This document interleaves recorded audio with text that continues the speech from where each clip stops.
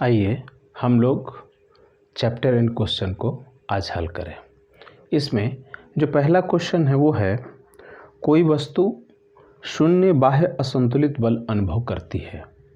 क्या किसी भी वस्तु के लिए अशून्य वेग से गति करना संभव है? यदि हाँ, तो वस्तु के वेग के परिमाण तथा दिशा पर लगने वाली शर्तों का उल्लेख करें। यदि नहीं, तो कारण स्पष्ट करें। देखिए, कह रहा है कोई वस्तु शून्य बाह्य असंतुलित बल अनुभव कर रही है। तो देखिए, बाह्य असंतुलित बल शून्य होने का मतलब कि वस्तु जिस स्थिति में उसी स्थिति में रहेगी। तो वैसी दो स्थितियां आ सकती हैं। तो हमने लिखा शून्य बाह्य असंतुलित बल अनुभव की दो स्थितियां होंगी। पहला, जब वस्तु एक समान वेग से गतिमान हो। हम जान रहे हैं यदि कोई वस्तु एक समान वेग से गतिमान हो और उस पर कोई बाह्य असंतुलित बल कार्य नहीं करेगा, तो न्यूटन के प्रथम गति के नियम के अनुसार वह वस्तु उसी वेग से उसी दिशा में हमेशा अनवरत गतिशील रहेगी।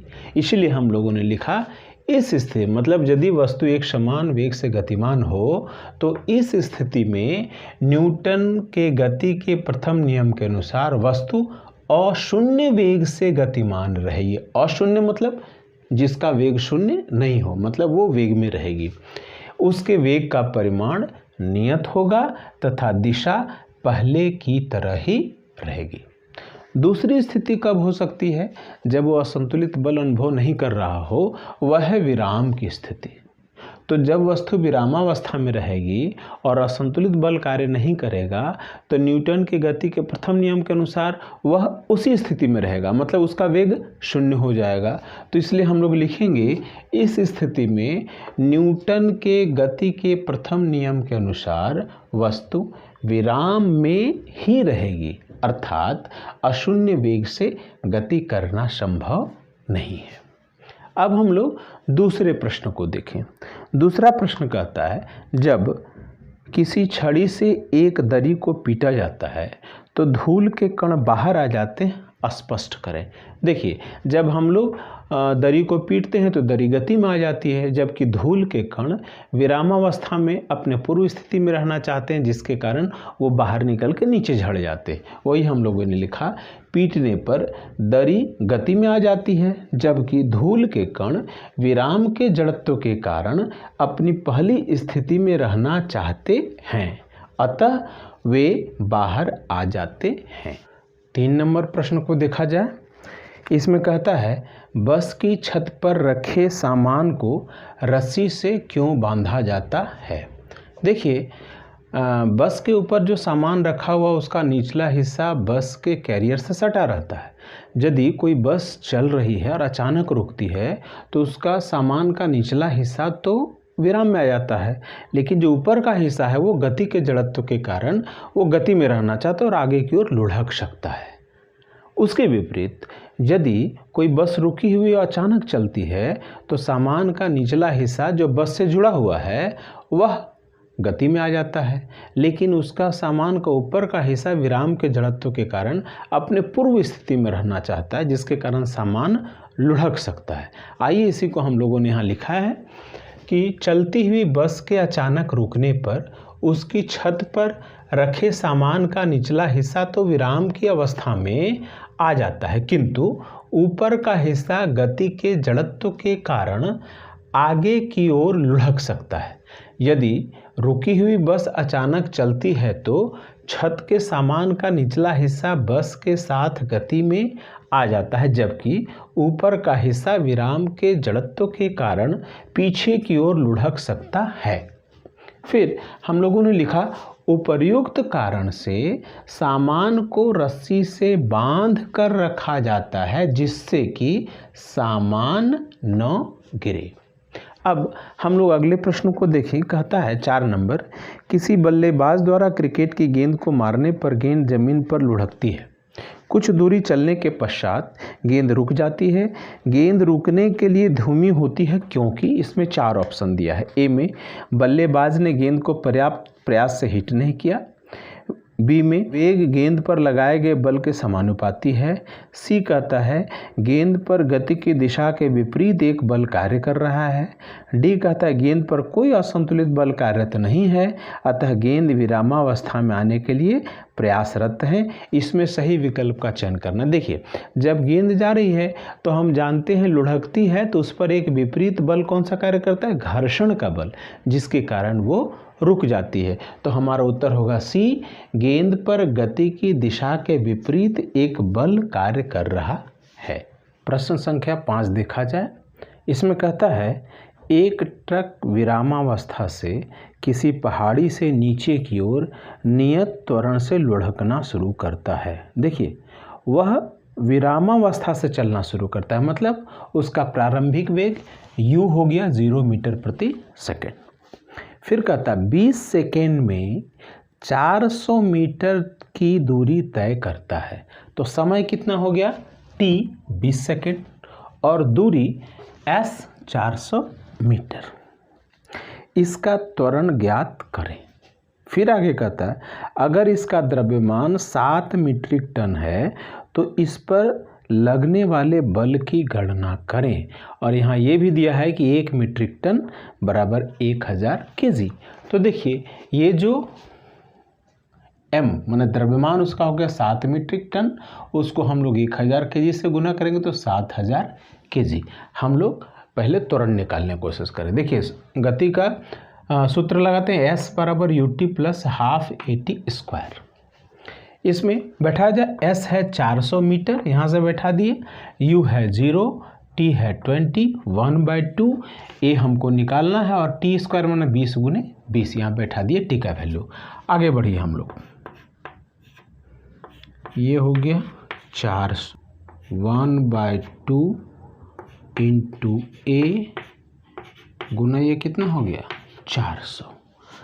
दिस इम्प्लाइज, देखिए ये 400 को हम इधर ले आते हैं, 1/2 a लिख देते हैं, तो ये तो हो गया 400 और फिर बटा में हो गया 400।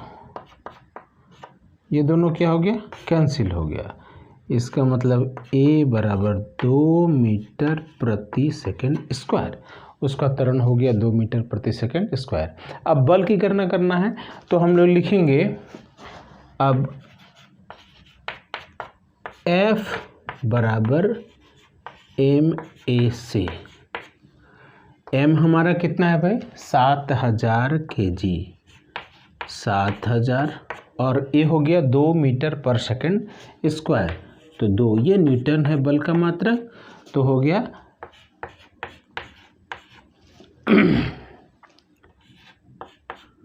14000 न्यूटन। इस तरह से वह जो ट्रक है उसका त्वरण होगा 2 मीटर पर सेकेंड स्क्वायर और उस पर लगने वाला बल हो गया 14000 न्यूटन।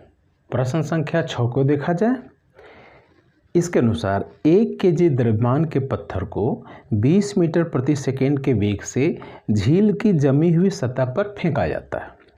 पत्थर 20 मीटर की दूरी तय करने के बाद रुक जाता है। पत्थर और बर्फ के बीच लगने वाले घर्षण बल की गणना करें। ध्यान दीजिए, कहता है 1 केजी द्रव्यमान, तो m हो गया 1 केजी और उसको फेंका गया है 20 मीटर प्रति सेकेंड के वेग से, तो u हो गया 20 मीटर प्रति सेकेंड।